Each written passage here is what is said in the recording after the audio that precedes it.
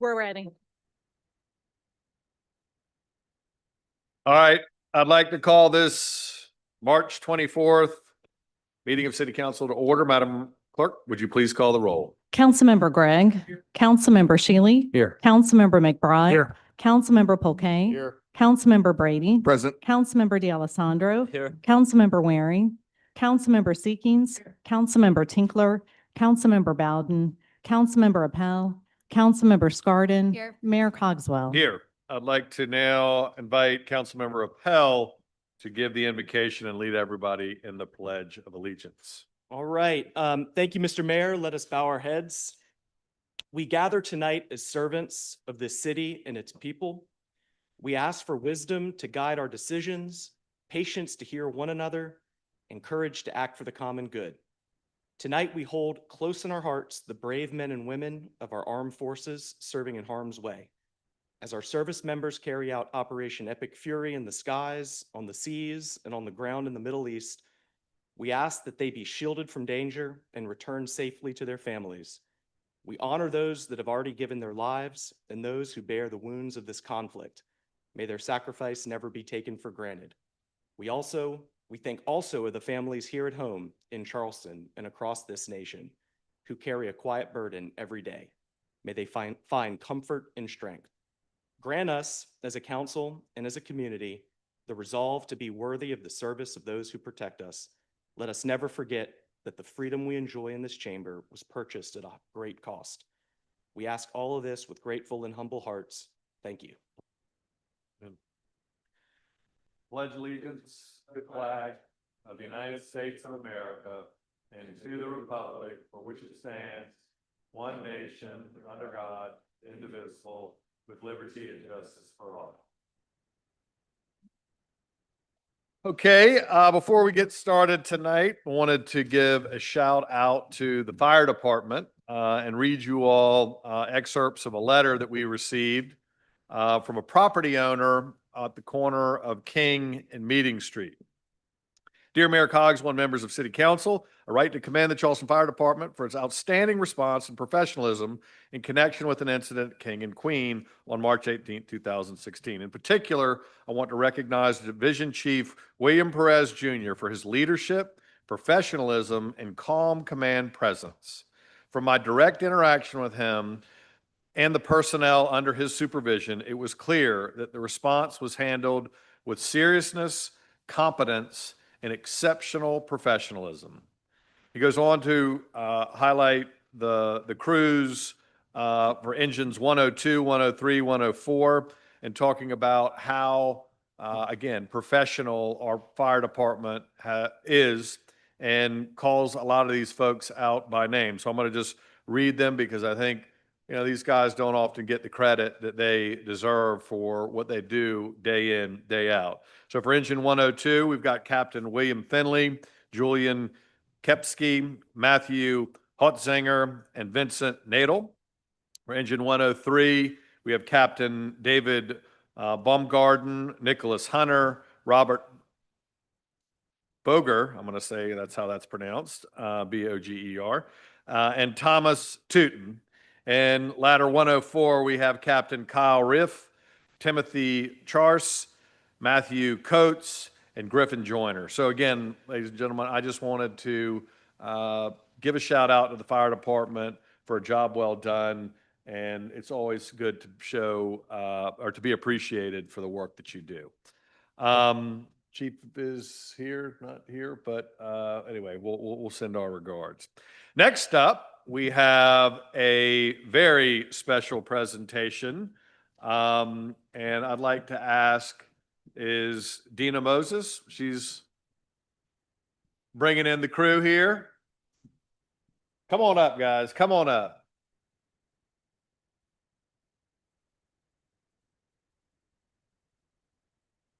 So tonight we are going to honor, once again, Greek Independence Day. And so let me read the proclamation, and I think we might have a special presentation. Is that what we all are here for, right?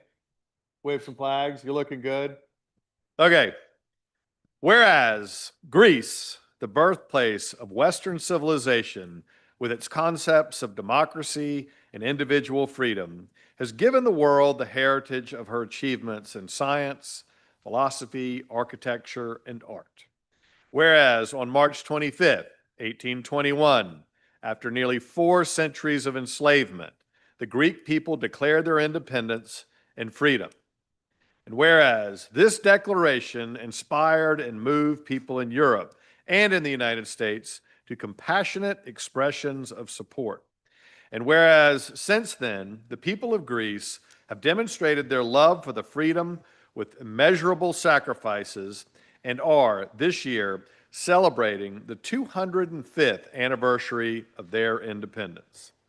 And whereas the proud daughters and sons of Greece, who are residents and citizens of this country and the city of Charleston, have inspired us with their independence, their gifts of good citizenship, and their leadership. And whereas I urge all citizens to join in appropriate observation of this day. Now, therefore, I, William S. Cogswell, Jr., Mayor of the City of Charleston, do hereby proclaim Wednesday, January 25th, 2026, as Greek Independence Day.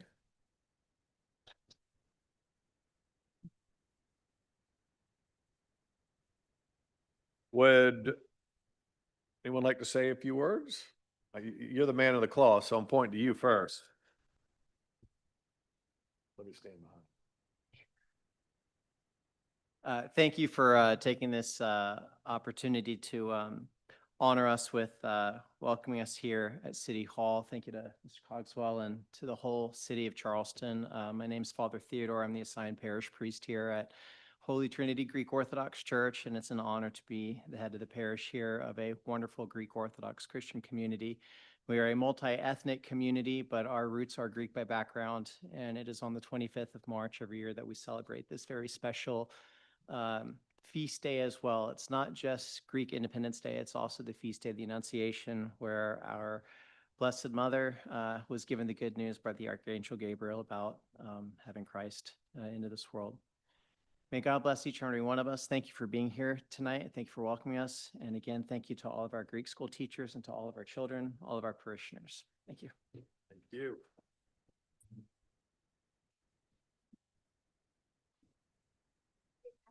Please, I was waiting on it. I don't know the words exactly, but I'm gonna lip sync with these. We ready?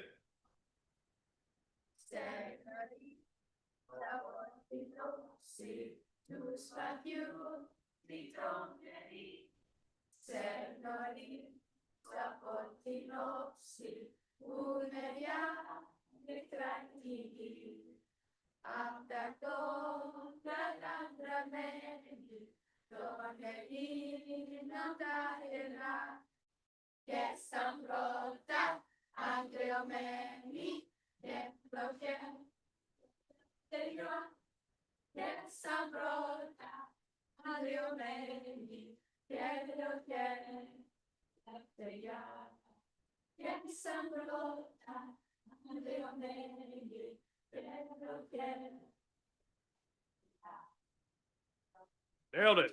I love it. Thank you. Absolutely. Thank you all. That was wonderful. Thank you. Thank you. Here's Bob. All right. How about you? All right. There we go. 5. One more. There we go. Nailed it.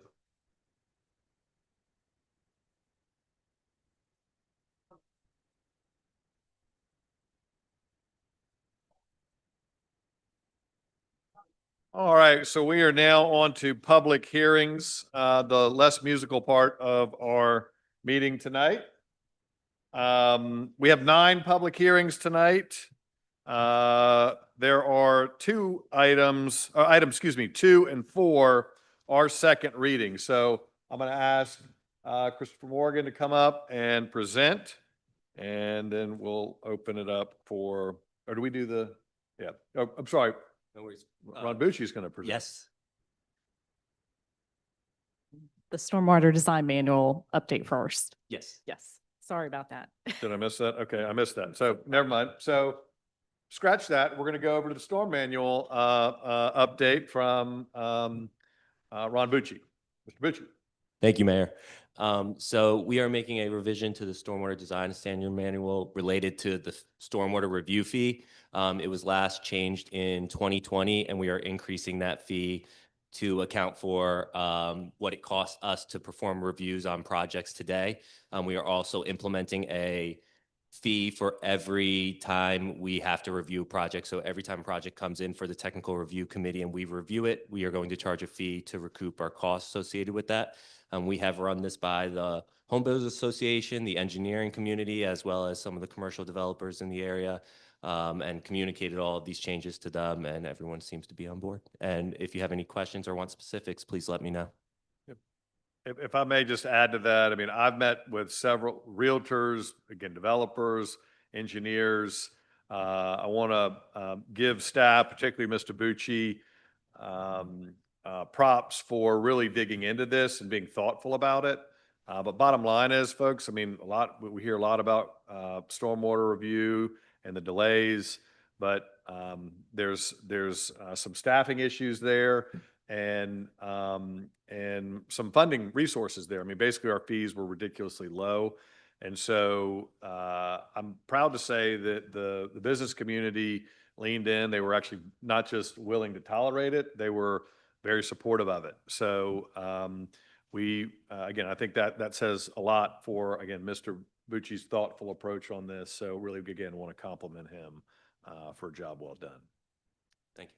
Any further discussions on this? Are we taking a motion here? Well, we would need to have the public hearing first, or we can go through have Christopher present the other public hearing. So that's on the, yeah. So we'll have Mr. Morgan and then they'll take the vote. So Mr. Morgan.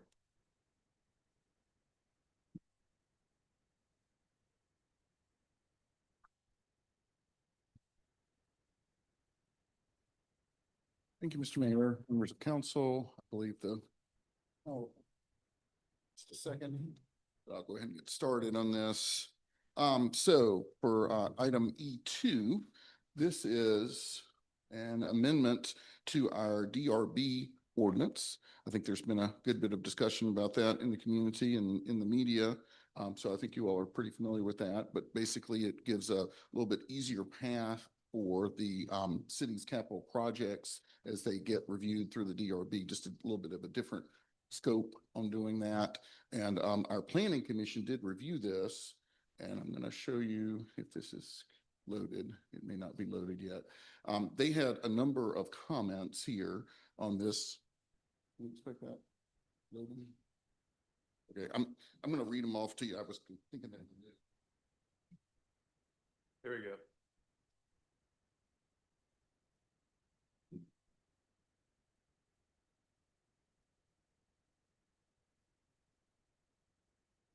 Okay, so the planning commission did not recommend for this item, this amendment. They were concerned about how projects like these would be reviewed in context. And I'm going to read some of these to you.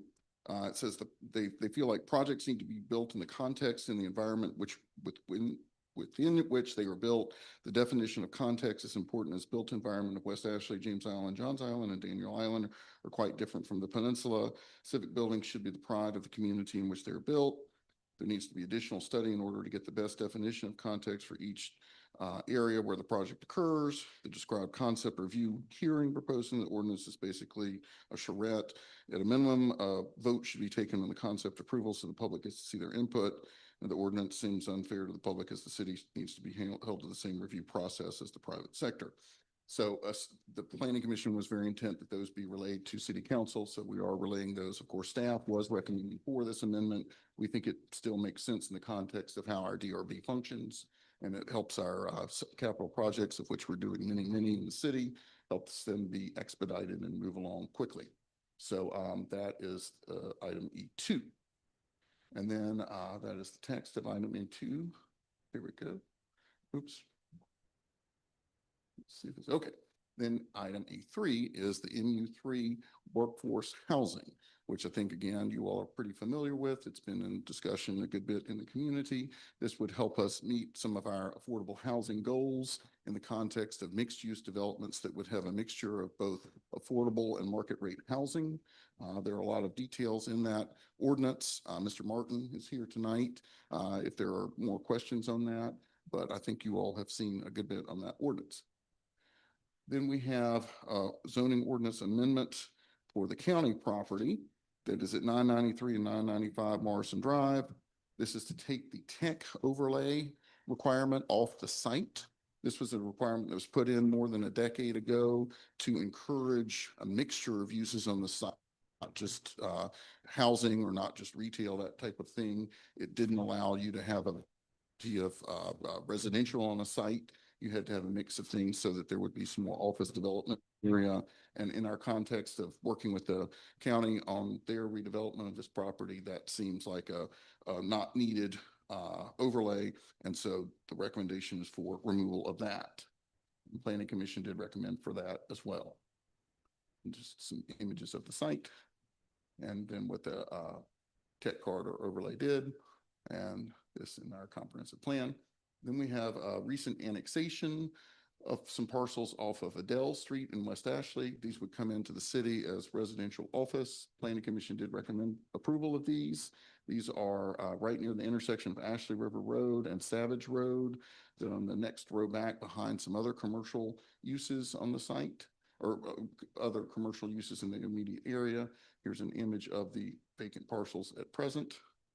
And here's an aerial image, and you see some of the commercial uses that are out in front of those parcels. And this is in line with our comprehensive plan. It calls for suburban use here, and the OR category is an appropriate use within that suburban category. So staff is recommending approval, as did Planning Commission. Then we have other annexations, 1444 Joy Avenue. This would come in the city as not short-term rental, STR, different type of STR that predates short-term rentals. And it was R4 in Charleston County. This is the parcel. It's about midway down Joy Avenue. It's a fairly large parcel, and it could accommodate some other housing. This would be some of the kind of missing middle housing that we are very interested in seeing in some of our neighborhoods. And this was recommended for approval at the Planning Commission. Then we have some items at 1310 and 1312 South Edgewater.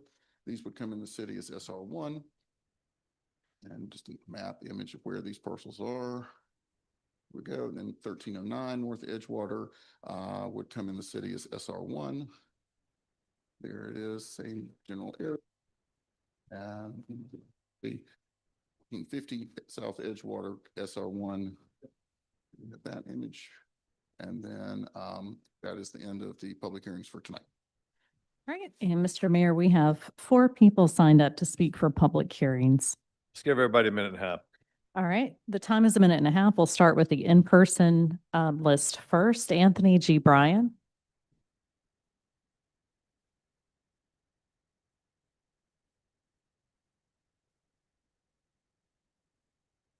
It's amazing. Anthony G. Bryant, 2123 Cortland Avenue, Charleston, 29403. And it's interesting enough that our school district has the FBI and U.S. Attorney in our neighborhoods. And I actually sued the FBI in 2018 and 2019 because we have to use that process in order to file complaints against federal agencies under Administrative Procedure Act. So, rules. So let's just get this real quick here in terms of what we are with all of this, right? There's categories here, right? We're missing. We've grown now. We're already grown city, right? So the question becomes who's who, right? Who's housed in Charleston under the Department of Urban Development, Department of Agriculture? Who's housed? Who is at risk to be unhoused? Who is unhoused? And who is chronically unhoused? Okay, so I don't even hear that none of you talking about. And we're gonna do 6,000 units. We're gonna do this. You hear you coming to bring in capacity in right now. You bringing in capacity right now. You're going to county council. You want to deal with infrastructure capacity. And our governor supports Ben Navarro, right, at state address. And he supports Ben Navarro, billionaire, right? And we're going to go ahead and take all our pennies we got, hopefully picking our little pennies, right? and we're gonna provide infrastructure for Ben Navarro and his friends, right?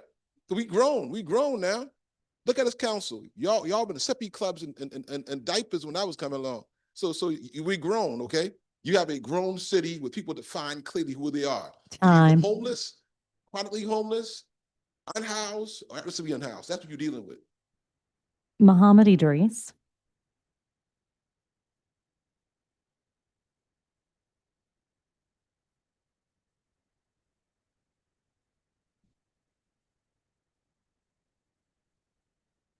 Evening. I have a picture here in my hand with Muhammad Ali, greatest boxer that ever put on a glove. Imam Warisi Muhammad, who inherited the Nation of Islam and changed it. When he became the leader, we stopped looking at all white folks as devils, and we look at individuals as for what they did. And then you have a picture of me. And this was in 1976. And I have the flag, the American flag. I show you the picture because these are fighters, and I'm a fighter. Our mayor breached a contract with me, and I told him I'm gonna fight him all the way up to the Supreme Court. Thank you. Former Councilmember Jackson. Good evening, Mayor and Council Member. Thank you very much. I'm here speaking for myself. I want to make that clear. But I'm here to talk about the MU3 workforce ordinance as it's now back in front of you as a first reading document. I do think that there needs to be some changes before you have second reading. And the most important one that I think reflects the sentiment of the Housing Authority and certainly the mayor as he's addressed us over the last many months, that we need an additional special condition clause in this ordinance that defines and codifies the exact one-to-one units replacement guarantee for every PHA property when it's rezoned. There's language in here that refers to the HUD RAD program that will be operating from in order to get the replacement subsidy vouchers that will take over in terms of the HUD contract that we currently have for affordable housing properties. But the language that comes straight out of the HUD guidelines says as amended from time to time. And I think to have our document clearly codify the land and the use for these replacement units would really go a long way for messaging and obviously the long-term results that we're all asking for. There is some changes to the height for the affordable properties that are mentioned, being enabled in the zoning. And I do think that after attending the charrette all last week, that we might need to have more flexibility than 5 stories, especially in the commercial corridors. So thank you. All right. And then we'll go to our online list, but I think he is here, Mr. Turner. Good evening, Mr. Mayor, members of council. Brian Turner for the Preservation Society of Charleston, and we urge your thoughtful reconsideration of Agenda Item 2, the DRB ordinance. I want to stress the importance of maintaining public confidence in our processes. We don't doubt the talent of city staff that bring these projects forward, but trust in how city's funds are used is crucial. And by stating that no approval shall be required in conceptual review, the DRB would have its hands tied. And it's a little bit like telling a teacher that they can't grade a test. The student might still have to take a test, but there's a little motivation to actually really prepare if you know you're going to pass. Second, I think the real problem here is timing. Getting projects to the city in advance can help save major expenditures of time and money. And that seems to be the core problem. So it's unclear to us whether something less than a full tying of the DRB's hands was pursued to make sure that these projects are heard earlier, but we would encourage that as a less extreme measure. But looking forward, I also want to mention that we welcome a more holistic view of DRB's authority. The ordinance is clunky. I think most of us agree with that. And I think in doing that, we want to look to both the aesthetic as well as the economic advantages of having a discretionary review The DRB was born from a spirit of competition with Mount Pleasant that had maintained higher standards in its commercial corridors and has largely avoided loopholes. Thank you very much, and thanks for your service. And then we did receive some comments online. Mr. Turner provided a comment, that went over concerns regarding internal inconsistencies. 4 comments were received in support of the Preservation Society of Charleston's recommendations regarding the DRB process, and 4 comments were received in opposition to the changes to the DRB ordinance, and those were all the comments that we received. Thank you, Madam Clerk. Okay, so can I get a motion on item 1, which is a stormwater design standard man? We have a motion made, probably seconded. Any further discussion on this item? If not, all those in favor signify by saying aye. Opposed, ayes have it. Now we're on to ordinance 2. Can I entertain a motion to get this on the floor? Move for approval? Second. We have a motion made, properly seconded. Any discussions, comments, thoughts on this? Councilman Appel. Thank you, Mr. Mayor. Now, I'm not going to stand up here like Frank Costanza at a Festivus dinner and say that I have a lot of problems with the DRB members. I have great respect for the DRB members and everybody serving on all of our quasi-judicial boards. I served on the Board of Zoning Appeals for 4 years, so I know what service looks like, and I deeply respect it. But I do have a problem with the DRB's current framework, and bear with me, y'all are going to hear about it. There is a fundamental difference between a private developer building on private land for private profit and this city council investing public dollars in public infrastructure. When this body votes to fund a fire station or a stormwater project, that project has already been through a democratic public approval process. Elected officials, us, debated it and budgeted it. Professional architects and engineers designed it. City staff reviewed it. The public had opportunities for input. An additional round after all of that of subjective board review creates risk without a corresponding benefit. This amendment preserves design input. Capital projects will still receive one conceptual review by the DRB. The board sees the project and offers comments and guidance, but no approval is required. We are calibrating the process to match the nature of the project. That calibration matters because sending a city project back to the drawing board is not a minor inconvenience. Substantial design changes require serious re-engineering and redoing expensive architectural drawings. Consultants come back in, timelines stretch, costs climb. If we're talking about a luxury hotel downtown, the developer absorbs that. But when we are talking about a fire station, increasing costs to taxpayers by hundreds of thousands of dollars or more, not to mention delays, is not acceptable. We simply cannot afford it. And I think it's worth stepping back and remembering our role here. This council created the Design Review Board by ordinance in 1999. It exists because we established it. There is no state law requirement to even have a DRB. It is not a co-equal branch of government. It is not some long-standing institution woven into the fabric of Charleston's history. It's 27 years old. In the context of this 356-year-old city, the DRB is an experiment, and it is an experiment in need of fundamental reform. This body created it, this body oversees it, and it's our duty and our obligation to ensure that the DRB, just like every other city board, is functioning well and producing the right outcomes for our community.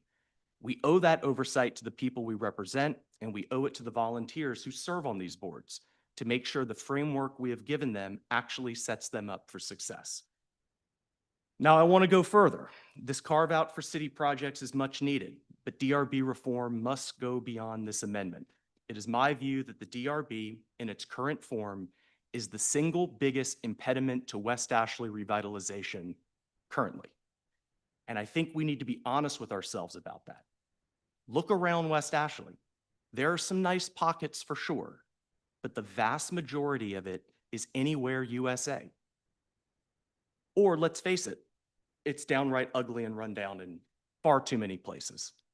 Subjective, unpredictable, and yes, sometimes politically motivated board review is warding off smart capital and people willing to invest heavily in infill development. Want proof? I got proof. The most significant investment in West Ashley's history, Ashley Landing, would not have happened without carving them out of DRB review. Let me say that again. They would not have moved forward with the most transformative investment in West Ashley's history if they had to go to the DRB. They simply would not have done the deal. That should tell us everything we need to know. When completed, Ashley Landing will be by far one of the most visually appealing developments in the city without DRB review. DRB review is being, or design review rather, is being performed at the staff level in that case. This shatters the notion that good design can only come through the status quo. There's other ways to achieve design review and ensure that we're taking care of those things. We also need to eliminate the absurd requirement that any structure over 50 years old must go to the DRB for demolition review. That is a broad standard. It sweeps up countless awful, ugly buildings that desperately need to go. We should identify the sites that are genuinely historically significant and protect them. But this overly broad requirement has warded off needed infill redevelopment for far too long. And I want to ask a question that I've been asking recently to everybody that I can. What are the DRB's actual success stories? I've posed this to some very knowledgeable people around. The answer I got from one was, compare the car washes in West Ashley that are in the city to the car washes that are in the donut holes in the county. And that was provided as a serious response to the question. That's sad. If that's the response to what its biggest accomplishments are. Or how about the famous gas station that was proposed for the tip of Sumar Street? That's often talked about as a DRB success story. The DRB shut it down. I would argue that is the biggest indictment of everything that's wrong with the DRB. The DRB is supposed to be limited to design, review, and aesthetics. But when a disfavored use came along, a use that was allowed by right under zoning, the DRB was used as a political platform to kill it. I am not here cheerleading gas stations, but the point is the board was used as a cudgel to politically crowbar a by right use out of existence. If I'm managing a real estate fund somewhere, there's no way I'm investing into that kind of uncertain, unpredictable environment. And that's something we need to be mindful of. And to those who are upset that this amendment treats city projects differently, I hear you. So let's talk about taking it a step further. Let's consider extending the same approach to private development. Let the DRB provide one round of conceptual review with comments and guidance, and let professional staff handle the final details and approval. Multiple rounds of board review lead to enormous costs, delays, and unpredictability for applicants. They also consume significant staff time and resources. If the conceptual review model is good enough for city projects, and I believe it is, then we should be willing to have that conversation about whether it is good enough for private projects too. For those so aghast at the city being treated differently, even though we are completely different than private developers, let's level the playing field. And I'm getting close to winding down. I appreciate everyone's time. Oh, thank you. I'm preaching tonight. And here is the thing.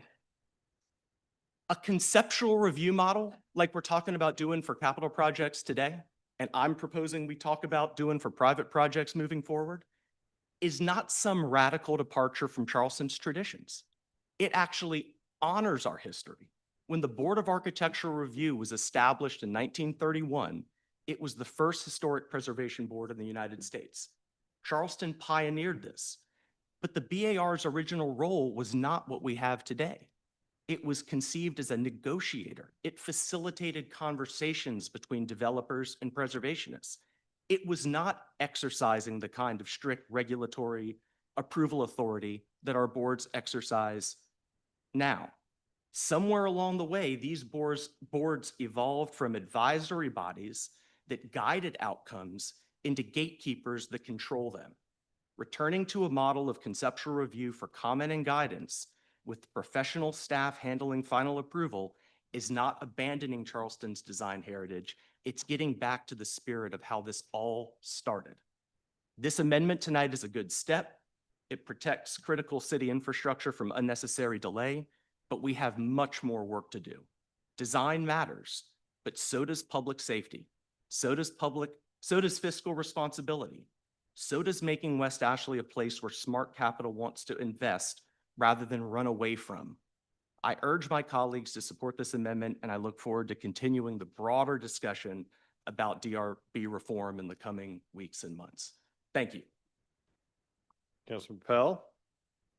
Any further comments on this item? Councilman Waring? Thank you, Mr. Mayor. I want to applaud my colleague for doing the research that you did do. I think it brought it 360 degrees. You are capital R-I-G-H-T, and I mean capital R, capital I, capital G, capital H, capital T, with an exclamation point. Your point about a broader review, in particular for the private sector, I served 17 years on the Planning Commission. And when the Planning Commission would defer things and kick it down the road and kick it down the road, the state actually had to step in and said, you know what, you can't defer things forever. So it said, if the Planning Commission deferred it 30 days and did not rule on it, it was deemed approved and it comes forward to City Council. The DRB doesn't have that handcuff for the private sector. So the private sector could be deferred longer than it should be. Recently, we did a RFQ for the swimming pools on Johns Island, and Councilmember McBride was there with me.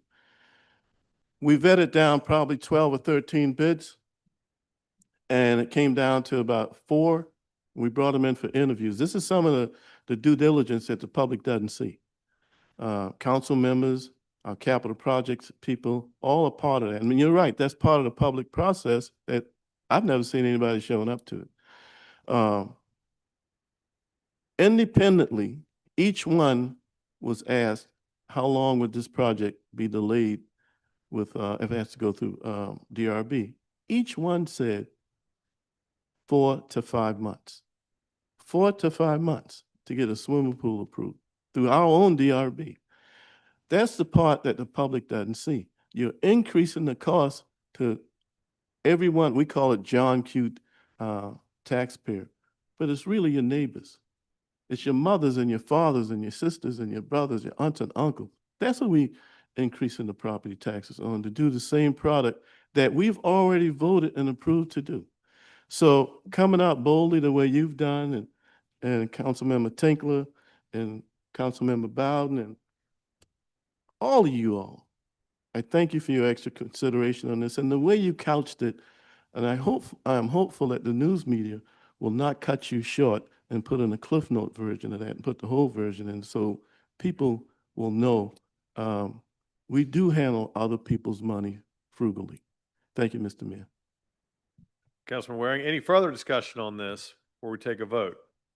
If not, all those in favor signify by saying aye. Opposed? Nay. We have There's- whatever, 12 yays and 1 nay. All right, 1 nay for the record, that's Councilmember Polk. Sorry? Oh, we need third reading. Yeah. So move. Motion made, properly seconded. All those in favor signify by saying aye. Opposed? Nay. Ayes have it. All right, now we are on to item number 3, MUWH 3. Move for approval. Motion made, properly seconded. Any further questions, comments on this item? I'll take a moment. Councilman D'Alessandro, you have the floor. I'm excited to be a part of this new zoning. All of this project 3500 begins with this creation of this new zoning.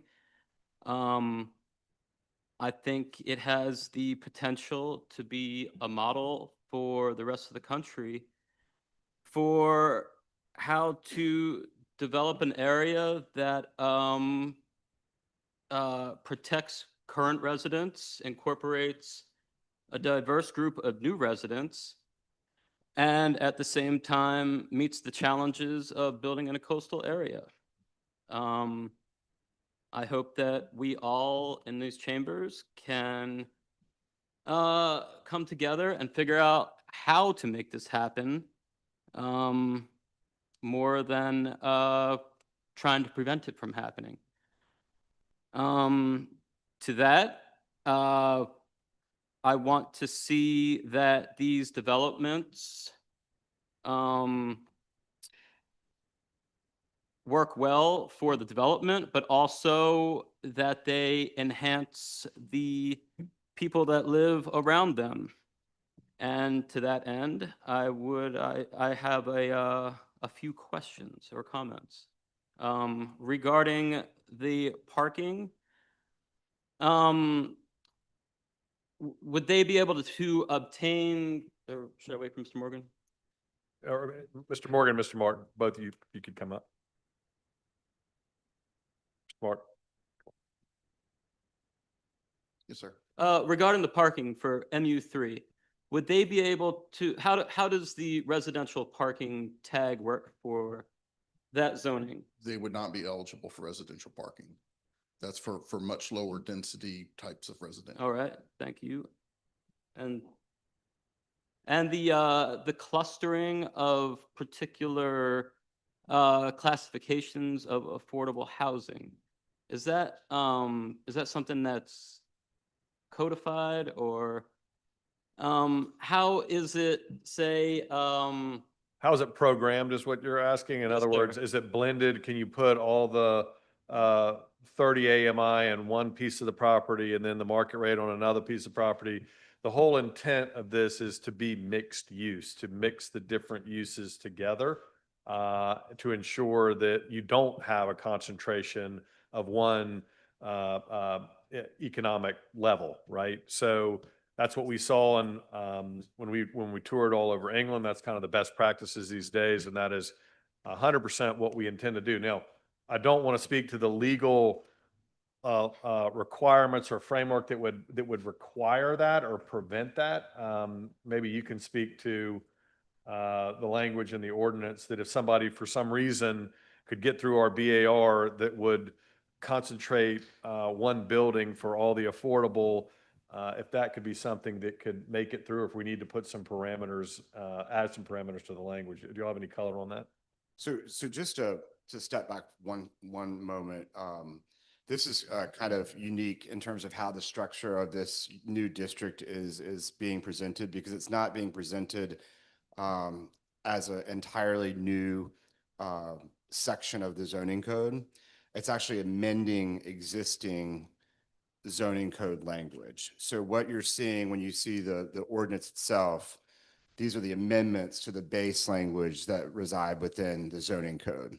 So there are a number of sections that are not in this ordinance that are in the base code, such as what you're talking about in terms of scattered housing and mixed income and those types of provisions, that you're not going to see in this document, because we're just amending what has been in effect in various forms for the past 20 years, when 2006. So then, to answer the question, Yes. what the very legitimate concern that Councilman D'Alessandro has about focusing or concentrating, that can't be done. That's Would not correct. be allowed. So that's covered in the base ordinance, right? All right, and then my final question is there a design purview over this zoning? It's on a case-by-case basis, depending on where they fall within the city.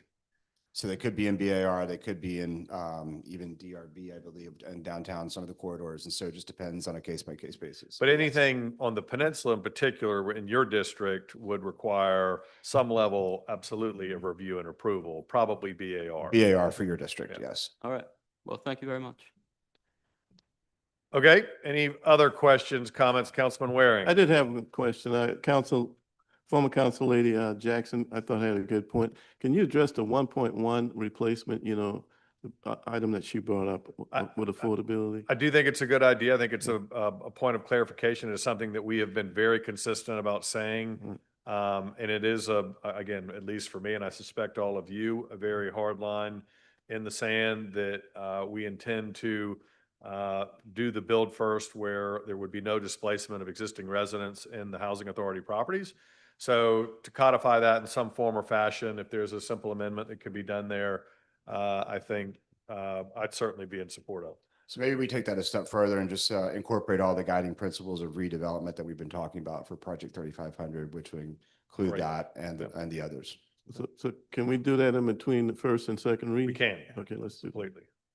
So I echo what Councilmember Waring just brought up. I think that we need to codify that in the actual ordinance, just because there's been so much questioning of us about that very issue. Trust factor. Are we going to Trust build, factor, are we going to build and leave people out there? The answer is no. We're going to make sure Right. people are housed. I think that's just important to codify it. It's a great suggestion, and I Yeah. think we'll agreed. We can do that between first and second reading.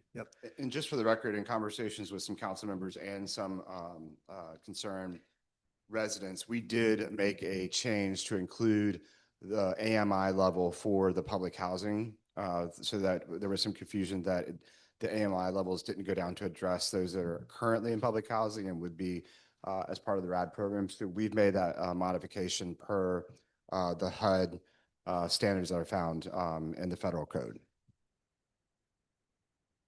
Any other comments? Questions, thoughts? If none, we have a motion on the floor and it's been seconded for approval With condition that we, Between first and second. between first and second reading okay. So all those in favor signify by saying aye. Opposed?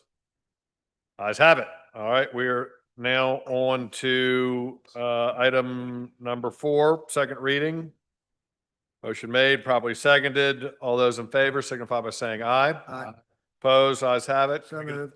Motion made for third reading. All those in favor signify by saying aye.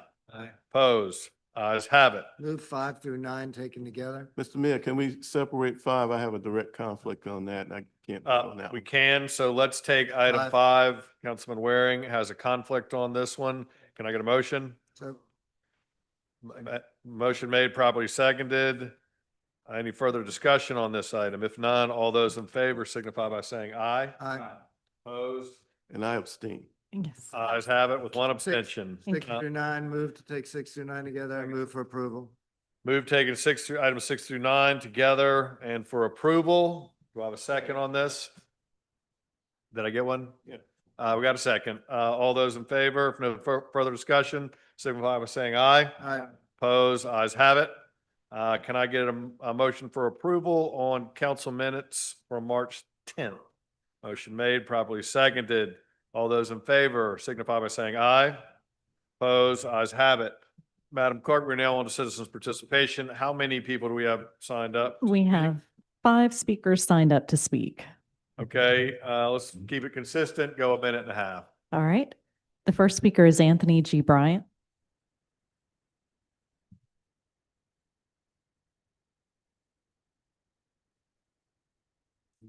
Project 3500 should be 1,000 units. Replace first 1,000 for very low income people. Okay, you got a coordination here of county council, taxpayers, tax property, zero-based property, a port-related group. I should get some tax credits for them because you meeting folk there that you've seen there since forever. Matter of fact, my daddy was born on Hanover Street, right? By a midwife. Right there. My first house on Hughley Street, he helped right there. And I refuse to be here and not ask for 1,000 from 500 for Teddy Pride and Henry Darby and 500 in here. I don't care what you do after the 1,000, what you do, but there's market forces beyond you, real estate investment trusts, hedge funds, all this money here ain't a Bank of America back in the 90s. So you answered my question. Do you have a commitment to those who are here? Benyans, not Kamyans. Kamyans either pay Vineyards not paid already. So we can't grow in this area without vineyards being taken care of. I'll fight every one of you in this building. We need 1,000 from the 3,500. Start off there. After that, do whatever you want to do. No more creosote, no more Shoreview Drive. I've seen all of it. The replacement of black Time. folk in this city. Mohammed Idris.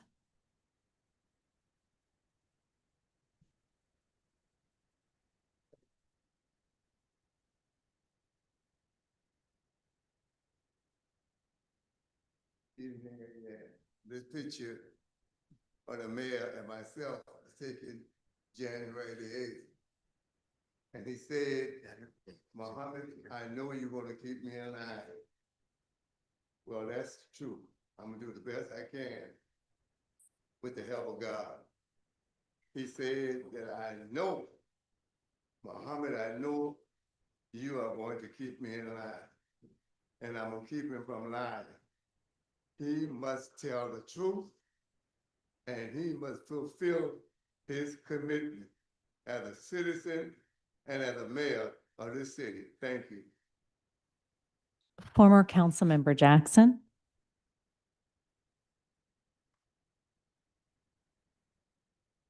Good evening again. Thank you. Thanks for the MU3. Yeah, I'm here just because since I came, or since the end of the year when the former Human Affairs and Racial Conciliation, now retired commission, took the resolution to ask the council to recognize Mr. Pierre Manigault for his current office in the Inter-American Press Freedom Association. He's now issued his year-end message for that association, which is even more clear and more strong about the freedom of the press in our nation today. So I really do think that this is a made, for a TV moment to recognize Mr. Manigault. You have a second reading on item 16, where you're going to make proclamation requests with council members an exception to the ordinance that we admire that you're making stronger, that resolutions and ordinances need to be voted on by the council, but proclamations to recognize individuals or groups like you just had tonight are an exception to that requirement of council vote. So please recognize Mr. Manigault. I don't know the gentleman, but I think he's very admirable for what he's doing in our country today. Thank you. Bill Reside. I'm the interloper here tonight. Thank you for the opportunity, Mr. Mayor and the council. My name is Bill Reside. I'm from the town of Edisto Beach. And last week I filed with the state to run for the seat being vacated by Representative Nancy Mace in the U.S. House. I'm a retired nuclear engineer with 40+ years in nuclear power generation and research. And I'm looking forward to serving you. I'm making my way around the district to find out what the important issues are for you at the federal level. So again, I thank you for your service, and I look forward to serving you in Washington next year. And we will go to our online list, Jerry Harris, but I believe he is here. Mayor and members of council, good evening. Jerry Harris, 528 Cecilia Cove Drive. It is really important that your amendments to Chapter 2 Administrative Code clarifies very clearly how resolutions and ordinances should be brought forward. I would suggest to you one amendment that you should make in the title. You should include resolutions behind ordinance so that if citizens are looking in our administrative code for how they put together a resolution or bring it forward, it's clear. I also have some concern as a experienced public administrator that the removal of the 2-week incubation period, if you will, for resolutions and ordinances for anything that comes from city staff is not, I think, a good practice. Certainly there are reasons to have a expedited review or action for items brought by city staff, but I think it's really important that your responsibility as members of the council, due diligence, to ask questions can be accomplished in a 2-week period of time. I suggest that you consider removing that particular provision and maybe creating some language that accomplishes the same thing, but doesn't kind of make it the standard that on the day before the agenda is ready, a staff member can put in a resolution and it can come on the agenda without having been discussed by you previously. Thank you very much. And those are all the speakers that we had. We did receive 2 comments from Mr. Bryant, and those were forwarded to council in full.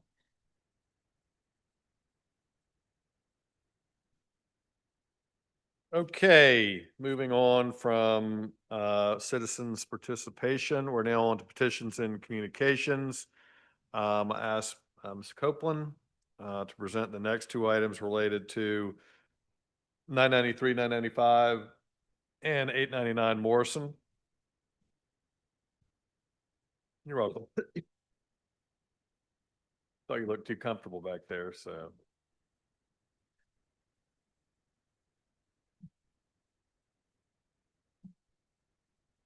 Okay, so the term sheet for 993, 995 Morrison, this is a high level, I would call it almost like an exclusive listing agreement that the county and the city would go into together, where we would list their property as part of our Project 3500 overall project for a year from the effective date.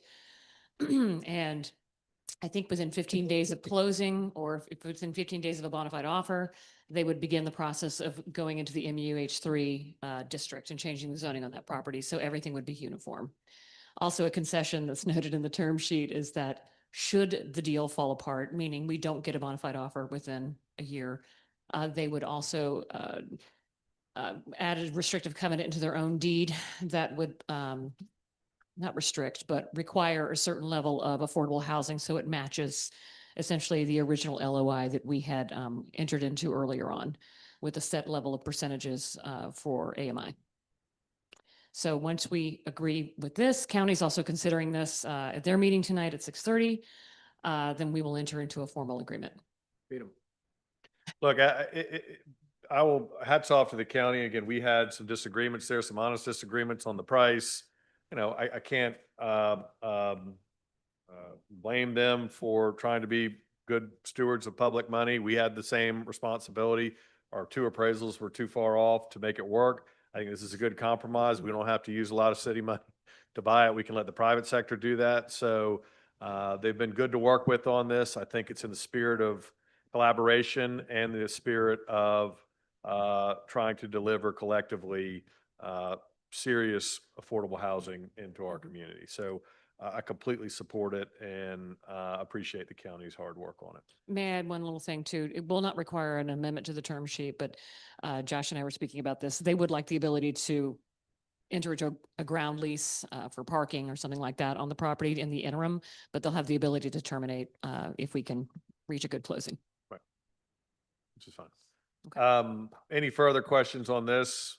We want to cover Sure. the 899. I always forget the addresses. Do that one as well. Okay, so this one is an amendment to the PSA. We've already reached the end of the due diligence. We're still working with DES to work out a voluntary cleanup contract or to determine the restrictions and covenants that DES would put on us should we find some contaminants on the property. And we have conditioned the closing on those restrictions and conditions and whether or not we are willing to take them on. Yeah, this is a VCC agreement. If you're familiar with it, it's a standard process. We want to make sure we get that in place. So it's pretty standard and they completely support it. So Correct. any further discussions, comments on either one of these items? If not, can I entertain a motion? Do we need a motion? Yes. As amended? Is that for both of them? Yeah, there we go. Trying to. So I have a motion for approval as amended on items 1 and 2. Any further, of a second? Second, all those, any further discussion on that? If not, all those in favor signify by saying aye. Opposed, ayes have it. We are now down to committee reports. Chairman Gregg. As amended. A motion made, probably second, before we even get the light on. We have an amendment to Ways and Means. We have an amendment? Yes, it was. Yeah, it was as amended. Oh, as amended. Mhm. Is that what your motion was, as amended? And the second was as amended? Any further discussion on this? If not, all those in favor signify by saying aye. Aye. Opposed? Ayes have it. You need this back? And Mayor, just before you go on to second readings, we need to withdraw 3, and they are items 2, 3, and number 5. These were actually fast-tracked at a previous meeting, and I think they followed over. Yes, they followed over with some of our other Ways and Means ordinances that received first reading. So those 3 just need to be withdrawn. That's 2, 3, and 5. The Scribner's error. So we've now, instead of 16 bills up, we have 13 bills up for second reading. Can I entertain a motion?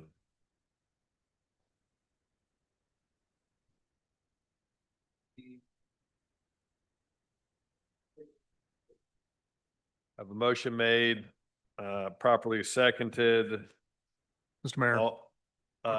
But before we go to comments, Councilman McBride. Just really quick on items 7 and 8. I didn't bring it up last time, but any annexation on Johns Island gets extra scrutiny for obvious reasons. So I just want to point out that both of those annexations, one for 2.29 acres and one for 0.41 acres, allows for a much needed stoplight to cross Maybank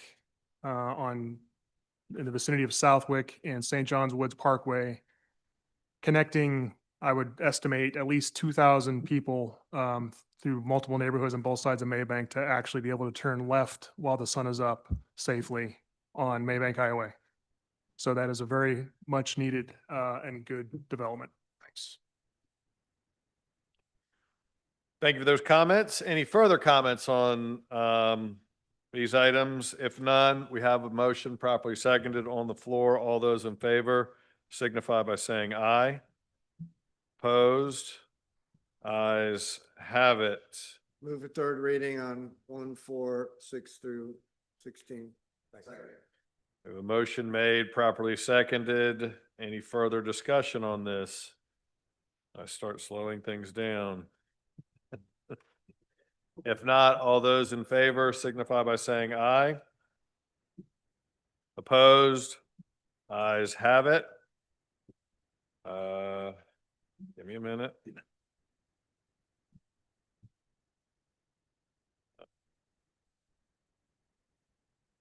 Oh, you moved your debt.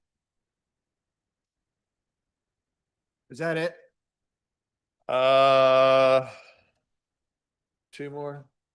Wait, you got, no, go ahead, hang on. So our next city council meeting will be held on April 14th at 5 p.m.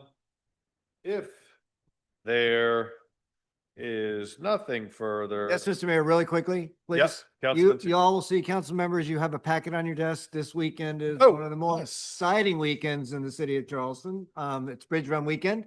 I know a number of you have already signed up and are going to participate, but if there's any member of city council, your family, or anybody here on staff who has an interest in participating, please let me or Paul Wieters know from staff. We'll get you signed up. This race starts sharp 8 o'clock Saturday morning in Mount Pleasant. Ends at Marion Square. It's a good time for all. And if you're not running, come out and cheer people on and enjoy really what's a great weekend in the city. So Bridge on Weekend coming up. Big weekend. enjoy your All right, packets. looking forward to it.